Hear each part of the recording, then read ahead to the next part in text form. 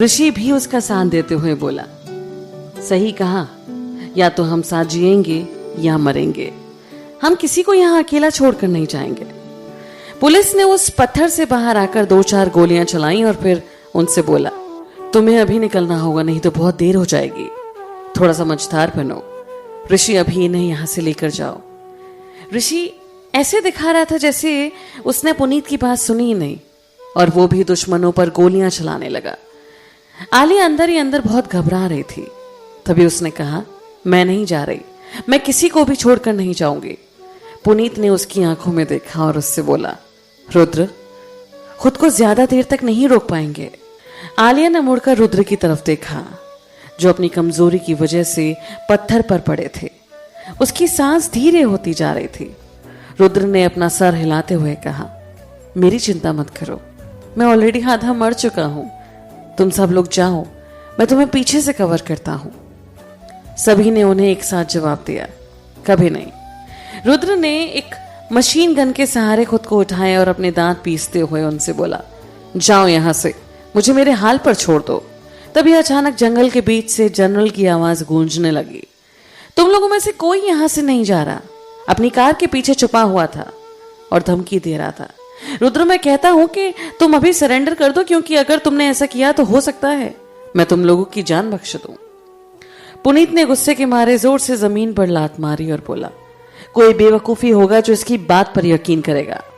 तभी अजीत ने कहा, चाहे जो भी हो जाए, ये तो हमें मारेगा ही, और अगर ऐसी बात है तो क्यों ना हम इसे साथ लेकर मरें। आलिया और ऋषि ने उसकी बात से एग्री करते हुए अपना सर हिलाया। तभी अचानक तान्या धीरे से बोली, हमारे पास अभी भी कुछ बॉम्ब्स हैं, हम इन्हें यूज कर सकते हैं। सब लोग दंग रह गए और सोचने लगे, ये यहां रुककर लड़ने वाली है। पुनीत ने बहुत प्यार से उससे कहा, तान्या, तुम्हें अभी यहां से जाना होगा, हम तुम्हें इन सब में नहीं घसीट सकते। तुम अपनी मदद के लिए खुद कोई ना कोई रास्ता ढूंढ ही लोगी। पुनीत उसे ऐसे मरने से दूर करने की कोशिश कर रहा था। तान्या ने अपना सर हिलाते हुए कहा, अगर मैं चाहती तो भी ऐसा नहीं कर सकती थी। मुझे मरने से डर नहीं लगता, और फिर अभी हमारे मरने का टाइम नहीं आया है, पर हम मरने वाले हैं। आलिया की आंखें लाल हो गई थी। तान्या, प्लीज यहां से चली जाओ, हमें हमारे हाल पर छोड़ दो। किसी के भी ना बचने से अच्छा है कि एक तो बचे। कम से कम हमारा बदला लेने के लिए तुम तो जिंदा रहोगी। रुद्र भी उनका साथ देते हुए और उसे सलाह देने लगा, ये लोग सही कह रहे हैं, तुम प्लीज जाओ, तुम्हें ये सब सहने की कोई जरूरत नहीं है। तान्या ने अभी भी अपना सर हिलाते हुए कहा, मैं पहले ही बोल चुकी हूं कि मैं कहीं नहीं जा रही। जंगल बहुत बड़ा था, आखिर वो अकेली जाती भी कहां, और फिर वो अपने दोस्तों को भी कभी अकेला छोड़कर नहीं जाती थी, और उसे ऐसा बिल्कुल नहीं लग रहा था कि वो लोग मरने वाले थे। तान्या ने रुद्र को घूर कर देखा और बोली, और फिर मुझे किसी चीज में रुद्र की मदद चाहिए। रुद्र कंफ्यूज हो गया था, मेरी मदद किसमें? तान्या ने सीधे कहा, मैं ग्रेनेडियर्स का मेन बेस ढूंढ रही हूं, मुझे तुमसे उसके बारे में इंफॉर्मेशन चाहिए। रुद्र हैरान हो गया, तुम भी ग्रेनेडियर्स के बारे में जानना चाहती हो? इस बार वो तान्या थी जो हैरान हो गई थी, पर उसने जल्दी से कहा, उससे पहले किसी और ने भी तुमसे ये पूछा? सही कहा, एक जनरल ने मुझसे इसके बारे में पूछने के लिए बुलाया था। तान्या उन चीजों को याद करने लगी जो उसने उस फुटेज में देखी थी, तो इसलिए वो इंपॉर्टेंट जनरल कैंप आया था। तभी अचानक तान्या को जनरल के साथ आए वो मिस्टीरियस आदमी याद आया। उस आदमी ने पूरा टाइम एक हैट पहन रखी थी, जिसकी वजह से तान्या उसका चेहरा नहीं देख पाई थी, पर तान्या को उससे जानी पहचानी फीलिंग आ रही थी। क्या वो? तान्या का दिल बहुत जोर जोर से धड़क रहा था। तभी उसने जल्दी में रुद्र से पूछा, तुम उस जनरल की बात कह रहे हो जिसके साथ वो हैट वाला आदमी आया था? रुद्र ने सर हिलाते हुए कहा, हाँ बिल्कुल सही कहा। वो कैसा दिखता है? तभी रुद्र ने उसे बताया, वो मुझे नहीं पता, क्योंकि मैं उसका चेहरा नहीं देख पाया था। कि उस मीटिंग में उसने कुछ कहा था? हाँ, उसने मुझसे एक सवाल पूछा था, और उसकी टोन से तो लग रहा था कि वो इस देश से नहीं है। तान्या ने उससे पूछा, क्या उसकी टोन मेरे जैसी थी? तब रुद्र को इस बात का एहसास हुआ और उसने बोला, हाँ बिल्कुल। तभी तान्या ने सबसे कहा, तो समझो हम बच गए। उसकी ये बात सुनकर बाकी लोग कंफ्यूज हो गए। तान्या, तुम्हारे कहने का मतलब क्या है? आलिया बहुत ज्यादा हैरान हो गई थी। उसने उससे पूछा, क्या तुम्हारे पास हमें यहां से निकालने का कोई आइडिया है? कंप्यूटर। तान्या ने कोई जवाब नहीं दिया, पर अपना लैपटॉप ढूंढने लगी। उसने अपना लैपटॉप ऑन किया और बिना स्क्रीन से नजर उठाए उनसे बोली, जितनी देर इन्हें रोकने की कोशिश कर सकते हो इन्हें कर लो। हमें जिस मदद की जरूरत है मैं उसे ढूंढती हूं। तभी पुनीत ने एक्साइटेड होकर उससे पूछा, तान्या, तुम करने क्या वाली हो? पता नहीं क्यों, पर जब उसने कहा कि वो लोग बचने वाले हैं तो उस पर विश्वास था। बाकी सब लोगों को भी ऐसा ही लग रहा था। उन्हें तान्या पर इतना भरोसा था कि वो आंख बंद करके भी उस पर विश्वास कर सकते थे। तान्या लैपटॉप चलाते हुए घबराते हुए बोली, मेरे पास हम सबको बचाने का एक तरीका है, पर मैं यकीन के साथ नहीं कह सकती। उसे सच में पूरा भरोसा नहीं था कि वो इंसान सच में आदित्य ही था या नहीं। एपी गैंग, अब छिपना बंद करो। जनरल पागलों की तरह चलाने लगा। तुम्हारे पास सरेंडर करने के लिए सिर्फ 5 मिनट हैं, नहीं तो मेरे आदमी वहां आकर तुम लोगों को मार डालेंगे। तभी उसने ऑर्डर दिया, ग्रेनेड्स तैयार करो, 5 मिनट के बाद उन पर फेंक देना। उसके सोल्जर्स ने जवाब देते हुए कहा, यस सर, ऑब्वियसली। पुनीत और बाकी सबने भी जनरल का वो ऑर्डर सुन लिया था। हम इस झूठे आदमी पर विश्वास नहीं करने वाले। हमारे ग्रेनेड्स भी तैयार रखो। पुनीत इतनी जोर से चिल्लाया ताकि जनरल भी उसे सुन सके। जैसा कि उसे उम्मीद थी, पुनीत की बात सुनकर जनरल का चेहरा गुस्से से लाल हो गया। उसे उम्मीद नहीं थी कि उसके पास भी बॉम्ब्स होंगे। इससे वो और भड़क चुका था। जनरल ने एक कदम सावधानी से पीछे लिया और फिर उन्हें धमकी देते हुए बोला, एपी गैंग, तुम्हारे पास अभी भी 5 मिनट बचे हैं। सरेंडर कर दो, नहीं तो मैं तुम्हें बहुत भयानक मौत दूंगा। तभी उसके पीछे से पुनीत चिल्लाता हुआ बोला, अगर हिम्मत है तो आओ, हम सब लोग साथ में बमबारी में मरेंगे। जनरल, जल्दबाजी मत करो। रुद्र ने बोलने के लिए अपना मुंह खोला, कोई ऐसा रास्ता भी होगा जिसमें हम दोनों ही नहीं मरेंगे। जनरल मुस्कुराता हुआ ये सोच रहा था कि आखिर वो रुद्र को डराने में कामयाब हो गया। अगर अभी भी तुम्हें अपनी जिंदगी की परवाह है तो सरेंडर कर दो। तुम्हारे पास अब 4 मिनट बचे हैं। लड़ने में अपनी एनर्जी वेस्ट मत करो। इस जगह को ऑलरेडी मिलिट्री ने पूरी तरह घेर लिया है। तुम्हारे यहां से भागने का कोई रास्ता नहीं बचा। रुद्र इस बात को खींचने की कोशिश कर रहा था। जनरल, चीजों को ऐसे खत्म करने की कोई जरूरत नहीं है। सब लोग तान्या के इशारे का इंतजार कर रहे थे। तान्या जानती थी कि उनके पास बिल्कुल टाइम नहीं था, पर फिर भी उसे आदित्य के ऑनलाइन होने का कोई सबूत नहीं मिल रहा था। अगर उसे उस मिस्टीरियस आदमी के बारे में कोई गलतफहमी हुई होगी तो बहुत सारे लोगों की जिंदगी खत्म हो जाएगी। तभी आलिया ने बेचैन होकर पूछा, तान्या, क्या तुम तैयार हो? तान्या उनसे बिल्कुल उल्टी थी। जब चीजें बिगड़ती जा रही थी तो वो एकदम शांत थी। मुझे और थोड़ा टाइम दो। मैं अब उस जनरल को ढूंढने पर फोकस करने वाली हूं। शायद उसी से मुझे आदित्य का भी पता चल जाए।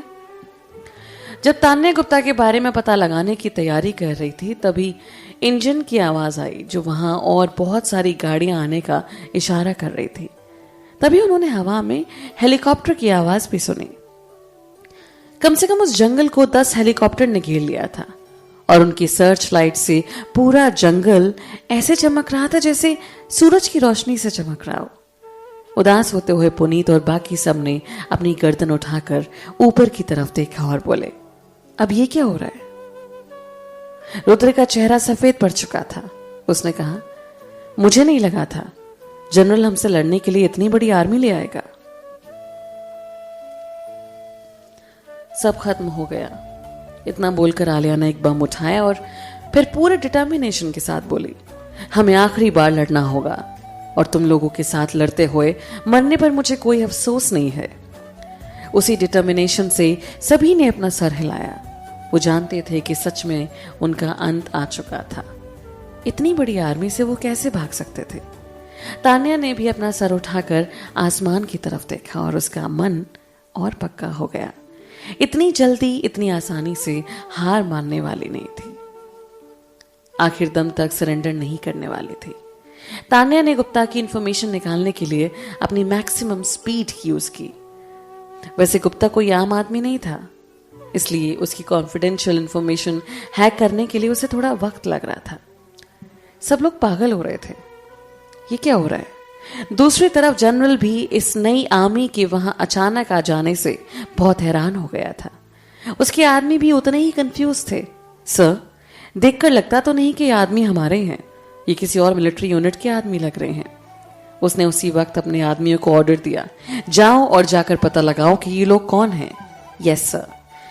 उसका सोल्जर मुस्कुराता हुआ चेहरा बनाकर आया और बोला, सर, ये तो जनरल गुप्ता की आर्मी है। जनरल शॉक हो गया। गुप्ता यहां क्यों आया है? नहीं पता सर, उसके आदमियों ने कुछ कहा नहीं।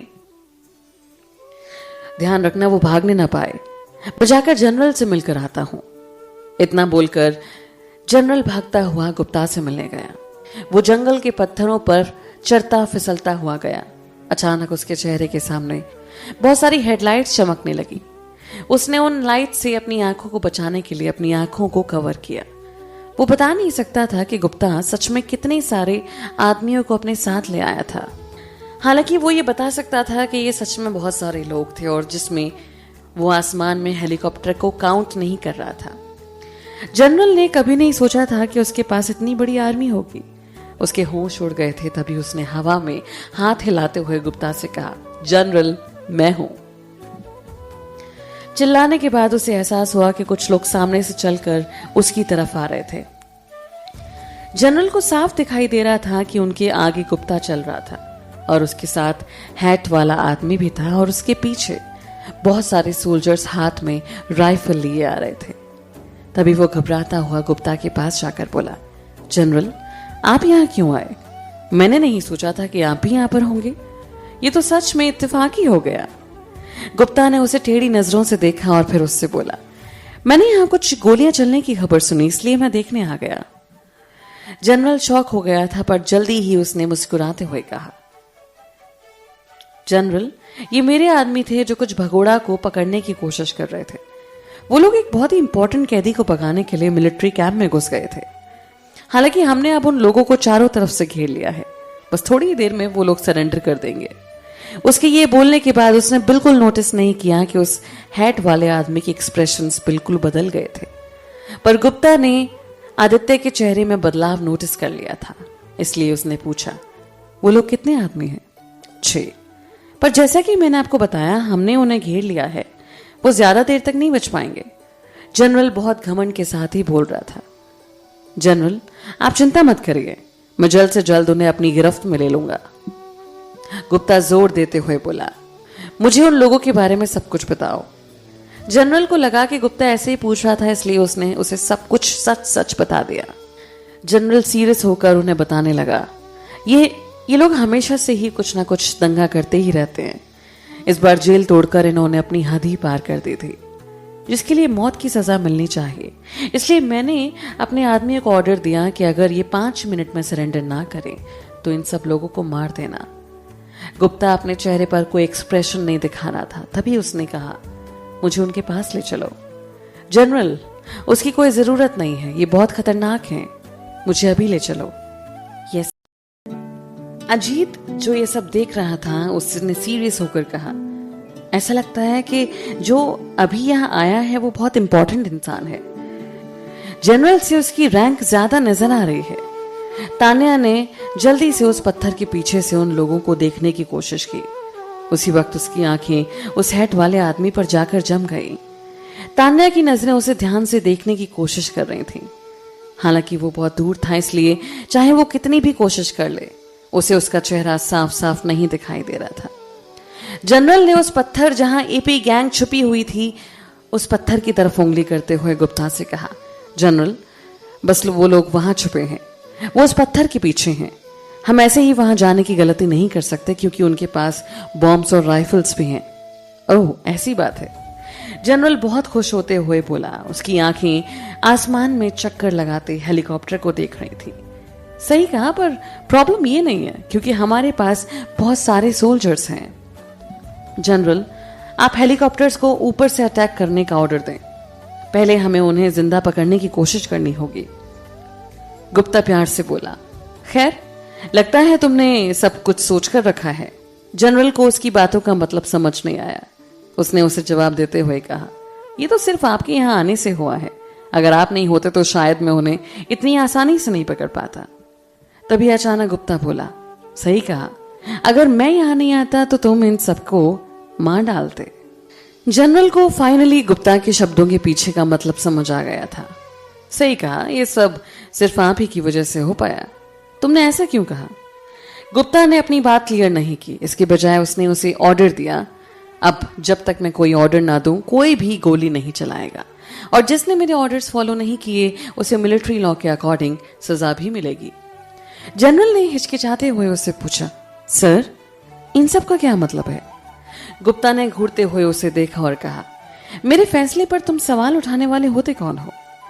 जनरल को कुछ बुरा होने का एहसास हो चुका था। अगले ही पल गुप्ता उस डायरेक्शन में मुड़ा जहां एपी गैंग थी और जोर से बोला, बाहर आ जाओ, मैं वादा करता हूं तुम पर कोई गोली नहीं चलाएगा, इसलिए प्लीज बात मानो और बाहर आ जाओ। अजीत को गुप्ता पर बिल्कुल भरोसा नहीं था, इसलिए वो बहस करते हुए बोला, इम्पॉसिबल, जैसे ही हम बाहर आएंगे तुम लोग हमें मार डालोगे। उनमें से किसी को उस पर भरोसा नहीं था, पर तान्या उस हैट वाले आदमी के बोलने का इंतजार कर रही थी। गुप्ता मुस्कुराया और उसने अपने पास खड़े आदित्य की तरफ देखा। उसी वक्त उसके दिमाग में एक आइडिया आया और उसने कहा, चिंता मत करो, मैंने कहा ना मैं तुम्हें नहीं मारूंगा, मतलब नहीं मारूंगा, पर मेरी एक शर्त है। पुनीत, जिसे उन सब पर सबसे ज्यादा शक था, उसने पूछा, कैसी शर्त? हालांकि उसकी बातों में सुनाई नहीं दे रहा था, पर गुप्ता की बातों के पीछे एक मुस्कुराहट थी। मैंने सुना तुम्हारे पास एक इंटरेस्टिंग औरत है, अगर तुम उसे मेरे हवाले कर दो तो मैं तुम्हें गारंटी देता हूं कि तुम बाकी लोगों को यहां से सही सलामत जाने दिया जाएगा। ये सुनकर आदित्य ने उसे घूर कर देखा और तब उसे गुप्ता की आंखों में शैतानी दिखाई दी। बदले में वो भी उसे देखकर अपनी आंखें घुमा रहा था। गुप्ता को इन सब में बड़ा मजा आ रहा था। उसने मुस्कुराते हुए फिर कहा, जल्दी करो, उस औरत को मेरे हवाले कर दो। एक औरत तुम 5 लोगों की जान बचा सकती है, ये कोई बुरा सौदा नहीं है, और तुम्हारे बचने का इकलौता रास्ता भी है। ऋषि गुस्से में बोला, ये तान्या के बारे में बात कर रहे हैं? बाकी सब लोगों को भी बहुत गुस्सा आ गया था। पुनीत भी भड़कता हुआ बोला, हद है, ये जरूर वो साला जनरल करवा रहा होगा। वो सोच रहे थे जनरल ने ही गुप्ता को तान्या के बारे में बताया होगा। आलिया को भी बहुत गुस्सा आ रहा था। वो बोली, ये सारे एक जैसे हैं, साले सुअर। वो उसे बहुत गंदा आदमी समझ रही थी। पुनीत भी गुस्से से सांस भरता हुआ बोला, और हम सोच रहे थे कि हम बच गए। ये सब एक जैसे हैं, अपने हथियार तैयार रखो, हमें कम से कम इनमें से कुछ को तो अपने साथ लेकर मरना है। तभी गुप्ता चिल्लाया, मैं तुम्हें फैसला लेने के लिए और 2 मिनट देता हूं। अगर तुमने अगले 2 मिनट में उस औरत को मेरे हवाले नहीं किया तो हम तुम लोगों पर अटैक कर देंगे। जनरल फाइनली गुप्ता के वहां अचानक आने का मतलब समझ चुका था और मन में सोचने लगा, तो इसे उस हिंदुस्तानी औरत में दिलचस्पी है। उससे बहुत गुस्सा आ रहा था कि बेमतलब ये गुप्ता उसे डरा रहा था, और अब उसका मन तो कर रहा था कि वो एपी ग्रुप के साथ हो जाए। हालांकि वो कंफ्यूज था कि गुप्ता उस औरत के बारे में कैसे जानता है। इन सब के बावजूद उसे सबसे पहले गुप्ता की नजर में अच्छा बनना था। जनरल, उनके ग्रुप में सच में एक औरत है, एक हिंदुस्तानी औरत जो बहुत ही ज्यादा खूबसूरत है। आपको नहीं पता, जब मैंने भी उसे पहली बार देखा था तो मेरा दिल बहुत जोर जोर से धड़का था। जनरल, आपका टेस्ट तो वाकई बहुत अच्छा है, आप चिंता मत करिए, मैं उसे जिंदा पकड़ने में आपकी मदद करूंगा और फिर तोहफे में उसे आपको दे दूंगा। जनरल ये सब एक मुस्कुराहट के साथ बोल रहा था, पर उसकी बातें सुनकर उसी वक्त गुप्ता को बहुत गुस्सा आने लगा, और बिना मुड़े वो ये बता सकता था कि कोई उसे मार देने वाली नजरों से अभी देख रहा होगा। गुप्ता जनरल की बेवकूफी पर अंदर ही अंदर हंस रहा था। इससे पहले कि इसे एहसास होगा कि इसने क्या किया, इसका अंत हो चुका होगा। गुप्ता ने उसे इग्नोर किया और फिर से उनसे पूछने लगा, तुम लोग अभी तक जिद पर क्यों अड़े हो? क्या तुम लोग सच में एक औरत के लिए मरना चाहते हो? तभी पुनीत ने उसे गुस्से से भड़कते हुए जवाब दिया, तो क्या हुआ अगर ऐसा है भी तो? अगर आज हमारा अंत होना तय है तो होने दो। उस वक्त आलिया और बाकी 7 किसी भी वक्त अटैक करने के लिए तैयार थे। कम से कम इस बार उन्हें शुरुआत करनी थी। गुप्ता जोर से हंसने लगा और बोला, मैं तुम लोगों का आपस में प्यार देखकर काफी इंप्रेस हुआ, पर वो औरत, क्या तुम सच में चाहती हो कि तुम्हारी वजह से ये सब लोग मर जाएं? उसके ये शब्द तान्या की तरफ इशारा कर रहे थे। तभी अचानक तान्या ने पूछा, क्या तुम पक्का वादा करते हो कि अगर मैंने सरेंडर किया तो तुम इन लोगों को जाने दोगे? गुप्ता उस औरत के जवाब में शांति सुनकर बहुत शॉक हो गया था। आदित्य की गहरी नजर तब नम सी हो गई। उसे यकीन था कि वो तान्या ही थी। इस बार वो आदित्य था जिसने उसे जवाब दिया, सही कहा, अगर तुम चुपचाप हमारे साथ चलती हो तो हम इन बाकी सब लोगों को सेफ्टी के साथ जाने देंगे। वो आवाज सुनकर तान्या बहुत मुश्किल से अपने चेहरे पर आई मुस्कुराहट को रोक पा रही थी। वो उसी वक्त जल्दी से मान गई और बोली, ठीक है, डन। आदित्य के चेहरे पर मुस्कुराहट आ गई। उसे भी अब वो खेल खेलने में बड़ा मजा आ रहा था। तभी उसने कहा, तो तुम अब भी उस पत्थर के पीछे क्यों छुपी हो? तान्या बाहर निकलने के लिए तैयार थी। तभी आलिया ने उसका हाथ पकड़ के उसको पीछे खींचते हुए कहा, तान्या तुम क्या कर रही हो? वो ये देखकर बहुत हैरान थे कि वो सच में उनके लिए अपनी जिंदगी सेक्रीफाइस करने जा रही थी। पुनीत ने उसका हाथ पकड़ लिया और उससे बोला, तुम इन सबसे दूर रहो। हमने कहा था ना कि हम किसी को भी यहां अकेले छोड़कर नहीं जाने वाले। तुम क्या सोच रही थी? तान्या ने उससे धीरे से कहा, इस तरह से तुम लोग बच जाओगे। उसकी कोशिश से वो सब लोग नहीं मानने वाले थे। तभी पुनीत ने उसे सीरियसली वार्न करते हुए कहा, हम खुद को किसी तरह बचा लेंगे, तुम यहीं रुको और यहां से कहीं मत जाना। अगर तुमने हमें बचाने के लिए खुद को सेक्रीफाइस करने की हिम्मत भी की तो मैं तुम्हें मरने के बाद भी कभी माफ नहीं करूंगा। आलिया ने भी गुस्से में सर हिलाते हुए कहा, सही कहा, हम लोग तुम्हें ऐसा नहीं करने दे सकते। ऋषि भी उसे समझाते हुए बोला, तान्या जरूर इसका कोई ना कोई दूसरा रास्ता होगा। यहां तक कि रुद्र और अजीत भी उसे खुद को सेक्रीफाइस करने की बात से अग्री नहीं कर रहे थे। तान्या ने उनकी तरफ देखा और बोली, पर हमारे पास सिर्फ यही तरीका है बचने का। आलिया उसे भाषण देते हुए बोली, तुम बहुत भोली हो, वो तुमसे झूठ बोल रहे हैं, वो हम लोगों में से किसी को यहां से नहीं जाने देंगे। तान्या ने अपना सर हिलाया और बहुत विश्वास के साथ बोली, वो झूठ नहीं बोल रहे, इस बार सच बोल रहे हैं। अगर मैंने सरेंडर किया तो तुम सब लोग बच जाओगे। पुनीत पूरी डिटर्मिनेशन के साथ बोला, अगर ऐसा सच भी है तो भी मैं तुम्हें नहीं जाने दूंगा। मैं मर जाऊंगा पर तुम्हें यह नहीं करने दूंगा। उसकी हां में हां मिलाते हुए बाकी सब लोग भी सर हिलाने लगे। तान्या बहुत हैरान हो गई थी और उसने पूछा, तुम लोग मर जाओगे पर मुझे सेक्रीफाइस नहीं करने दोगे? उन सब लोगों ने साथ मिलकर उसे जवाब दिया, सही कहा। तान्या की आंखों में पानी आ गया था। वो बहुत इमोशनल हो गई थी। वो उसे खुद में से एक ही मानते थे पर इस बात से बहुत इमोशनल हो गई कि वो उसकी इतनी ज्यादा कद्र करते थे। तान्या ने मुस्कुराते हुए उनकी तरफ देखा और कहा, थैंक यू, मुझे कोई पछतावा नहीं है। अब से तुम सब लोग मेरे मरने तक मेरे दोस्त होगे, मेरे साथी। पर अभी मुझे जाना है क्योंकि। तभी पुनीत उसे रोकते हुए बीच में बोला, बस, और गुप्ता पर जोर से चिल्लाने लगा, साले, जो औरत तुझे चाहिए वो ऑलरेडी मेरी हो चुकी है, ये अब मेरी है, इसलिए हम तुम्हारी ये मांग कभी पूरी नहीं करेंगे। अगर हिम्मत है तो आओ, हम तुम्हारे साथ मरने के लिए लड़ने से बिल्कुल नहीं डरते। पुनीत के अचानक ऐसा बोलने से वहां का माहौल अचानक से कुछ अजीब हो गया था। आलिया और बाकी सबको भी ये बात थोड़ी अजीब लगी थी, पर उन्हें नहीं पता था कि ऐसा हो क्या रहा था। मिलिट्री वालों में भी एक अजीब सी हलचल मच गई थी। अगले ही पल तभी एक आदमी की भारी आवाज में ऑर्डर सुनाई देने लगा, इनको चारों तरफ से घेर लो, जो भी अपनी जगह से हिलने की कोशिश करे उसे उसी वक्त गोली मार दो। उसी वक्त आसमान में चारों तरफ हेलीकॉप्टर्स घूमने लगे। उनकी सर्च लाइट्स सीधे एपी ग्रुप पर पड़ रही थी। वो लाइट इतनी तेज थी कि वो अपनी आंखें भी नहीं खोल पा रहे थे। वो हेलीकॉप्टर उनके पास से इतनी तेजी से जा रहे थे कि उनके बाल और कपड़े उड़ने लगे।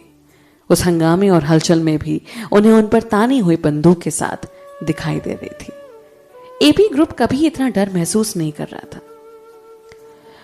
ऐसे मिलिट्री पार्ट ने उनकी हिम्मत को तोड़ दिया था।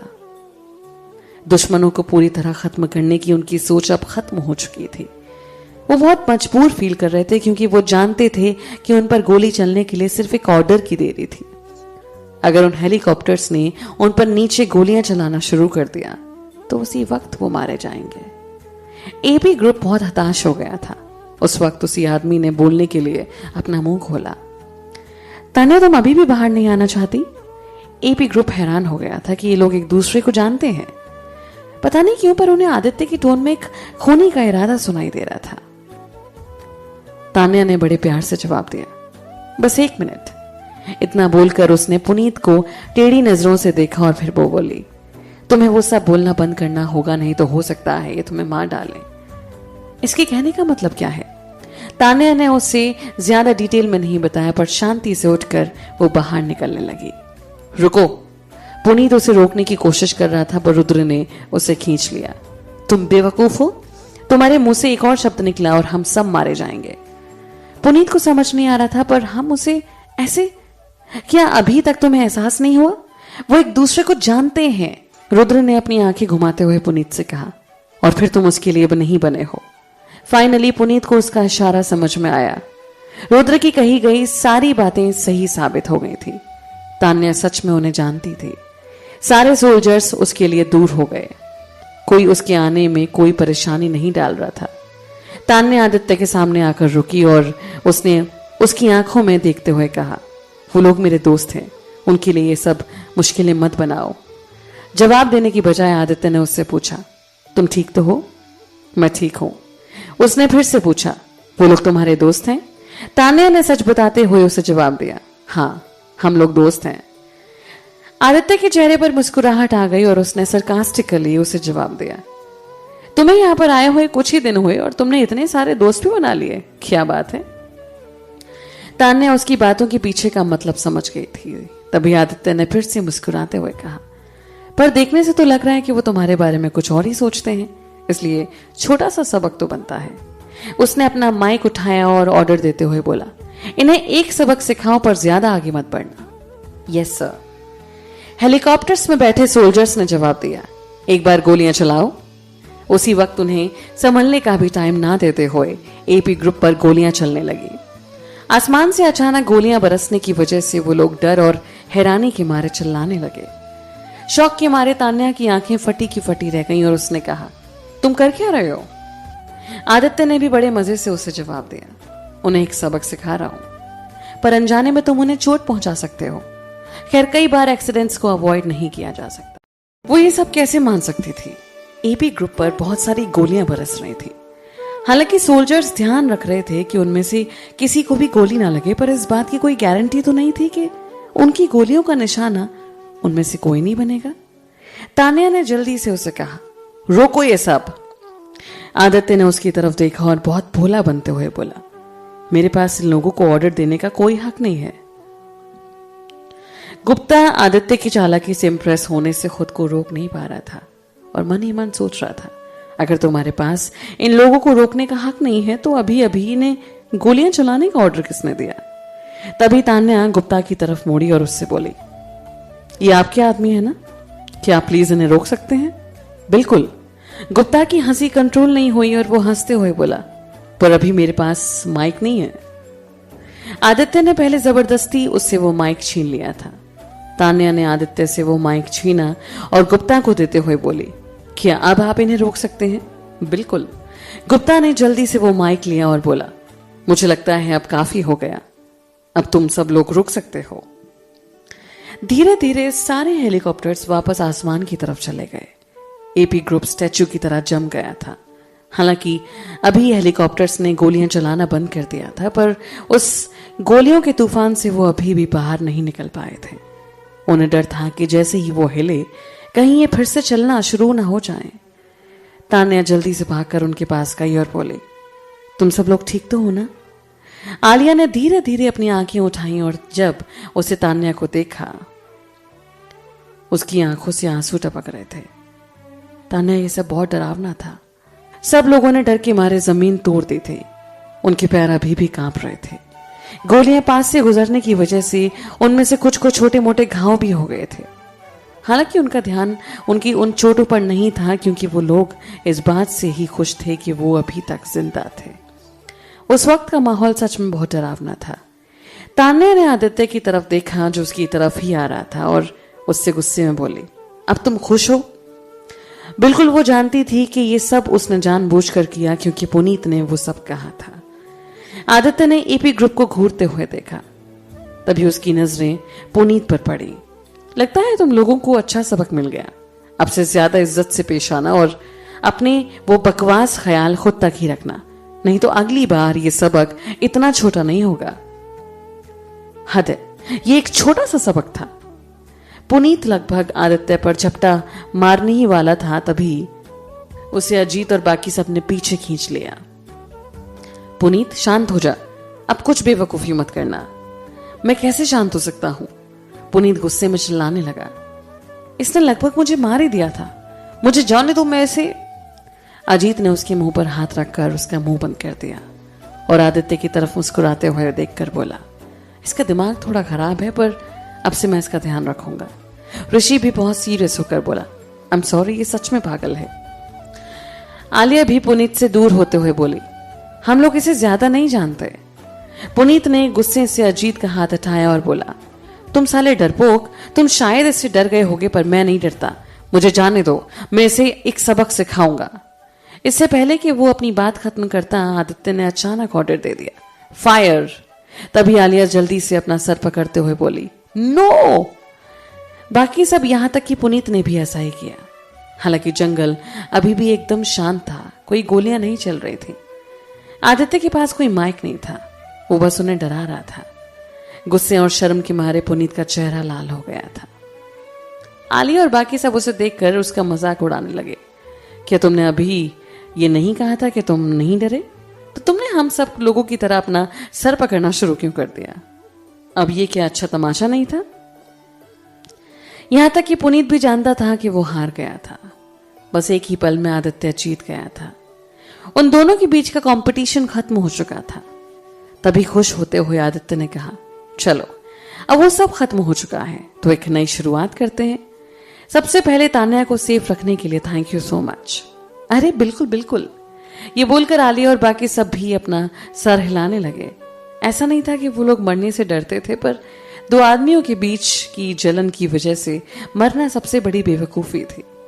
और एक तरह से अच्छा ही था कि आदित्य ने उन्हें पहले ही उनकी हद दिखा दी थी।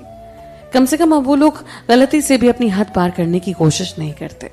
और जब तक वो तान्या के साथ अपनी हद पार नहीं करते, उनके साथ सब कुछ एकदम ठीक रहेगा। उनके साथ देने के इस वादे के बाद आदित्य ने भी इन सब बातों को छोड़ने का फैसला किया। वो मुस्कुराता हुआ बोला, चलो बाहर आ जाओ, अब सब सेफ है। उसने तान्या का हाथ पकड़ा और चला गया। आलिया और बाकी सब भी एक दूसरे की मदद से खड़े हुए। पुनीत का चेहरा एकदम उतर गया था। अजीत ने उसके कंधे पर हाथ रखते हुए उससे कहा, भाई हम लोग अभी भी तुम्हारे साथ हैं। तभी ऋषि भी बोला, इसे दिल से मत लगा, ऐसा पहली बार नहीं हुआ और बिल्कुल ये आखिरी बार भी नहीं है। ये सुनकर पुनीत और उदास हो गया और सोचने लगा, मैं प्यार के मामले में हमेशा इतना अनलकी क्यों रह जाता हूं। आलिया ने उसे घूरते हुए देखा और बोली, तुमने ऐसा सोचा भी कैसे कि तान्या जैसी इंप्रेसिव लड़की तुम्हारी होगी? साफ पता चल रहा था कि वो लोग उसके लिए लड़ रहे थे। बिल्कुल, पुनीत ने उस बारे में सोचा। उसे कभी नहीं लगा था कि उसका कंपटीशन उससे इतना आगे होगा। रुद्र भी पास आकर उसे समझाते हुए बोला, उससे हारना तुम्हारे लिए कोई शर्म की बात नहीं है, चलो चलते हैं, आखिर उसी की वजह से आज हम जिंदा हैं। पुनीत को यह बात सबसे ज्यादा छुप रही थी। उसकी जिंदगी उसके कंपटीशन ने नहीं बचाई थी। इन सब के बाद वो तान्या के सामने अपना सर उठाकर देखेगा भी कैसे? इसलिए अपने दिमाग से वो सारे ख्याल निकालने के अलावा उसके पास कोई और चारा नहीं था। एपी ग्रुप आदित्य और तान्या के पीछे पीछे जाने लगा और किसी भी सोल्जर ने उन्हें रोकने की हिम्मत ना की। गुप्ता ने पूरी मिलिट्री को वहां से निकलने का ऑर्डर दिया और वो लोग भी अपनी अपनी गाड़ियों से वहां से निकलने वाले थे। जनरल, जो चुपचाप कब से साइड में खड़ा था, फाइनली ये बोलने से खुद को नहीं रोक पाया, जनरल रुकिए। गुप्ता जो कार में बैठ रहा था, उन्होंने मुड़कर उसकी तरफ देखा और बोले, और क्या चाहिए तुम्हें? उसने घबराती हुई आवाज में उससे कहा, जनरल, ये सब लोग क्रिमिनल्स हैं जिन्होंने मिलिट्री जेल तोड़ने जैसा बड़ा क्राइम किया है। क्या आप इन लोगों को अरेस्ट नहीं करेंगे? आदित्य, जो कि कार में बैठने ही वाला था, उसने भी मुड़कर उसकी तरफ देखा। गुप्ता ने सर हिलाया और मुड़कर एपी ग्रुप से पूछा, तुम लोग जेल तोड़कर अंदर घुसे थे? तभी तान्या ने साफ साफ बताते हुए कहा, यह सच है, पर हमने ऐसा क्यों किया? मुझे यकीन है कि जनरल ये भी अच्छी तरह जानते होंगे। उन्होंने इल्लीगली रुद्र को कैद कर रखा था और ये ड्रग्स भी स्मगल करते हैं। इतना ही नहीं, इन्होंने हमें जान से मारने की कोशिश की। अरेस्ट तो इन्हें करना चाहिए। उसी वक्त जनरल का चेहरा उतर गया और वो बोला, तुम झूठ बोल रही हो, यहां तुम क्रिमिनल हो। उसे डर था कि उसकी क्रिमिनल एक्टिविटीज सबके सामने ना आ जाएं। उसने अपनी बंदूक निकाली और बोला, जनरल ये एक मुजरिम है और मैं आपको इन्हें माफ करने की इजाजत नहीं देता, इसलिए मेरा ये फर्ज बनता है कि मैं इन्हें यहां से इसी वक्त इस दुनिया से विदा दे दूं, इस वक्त इन्हें शूट कर दूं। ये बोलते हुए उसने अपनी बंदूक तान्या पर तान दी। गलत चाल। इतना बोलकर आदित्य ने अपनी तीखी नजरों से उसे देखा और बिना हिचकिचाए उस पर गोली चला दी। वो गोली सीधे जनरल के सीने पर लगी। सब लोग शॉक में थे। शॉक के मारे जनरल की भी आंखें फटी की फटी रह गई थी। बेवकूफ की तरह वो अपने सीने के घाव की तरफ देख रहा था जहां से खून बह रहा था, और तभी उसका पूरा शरीर कांपने लगा।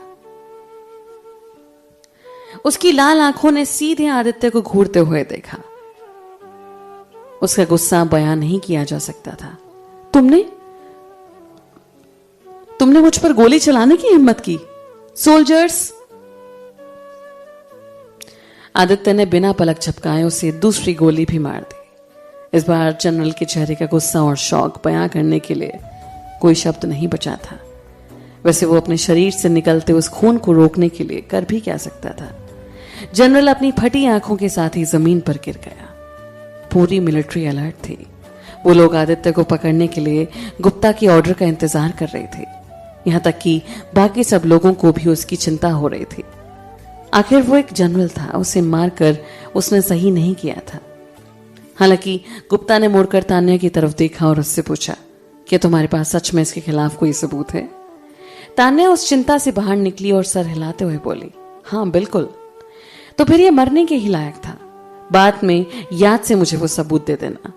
गुप्ता ये सब ऐसे कह रहा था जैसे अभी अभी जो मरा था उसकी कोई इंपॉर्टेंस ही नहीं थी।